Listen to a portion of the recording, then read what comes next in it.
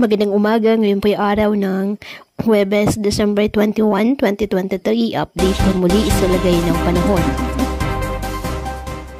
Ayon sa Pag-asa, Northeast Monsoon ang nakakaapekto sa Northern at Central Luzon, habang Easterlies naman nakakaapekto sa Eastern section ng Southern Luzon, Visayas at Mindanao. Samantala, patuloy pa rin na minomonitor ang isang low pressure area na nasa labas ng ating PAR.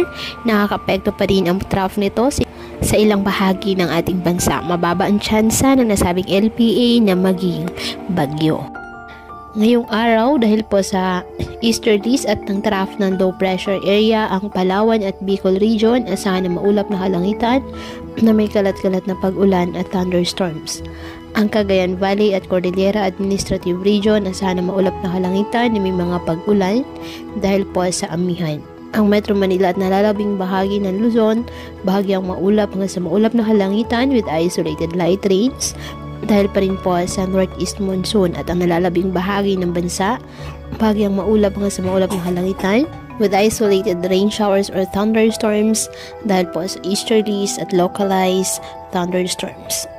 Kaya patuloy po na pinag-iingat ang ating mga kababayan sa banta po ng mga pagbaha at pagguho ng lupa, at ugaliin po na magdala palagi ng payong o kahit anumang panangga sa ulan sa tuwing lalabas ng ating mga tahanan. At yan po muna ang update sa lagay ng panahon ngayong araw.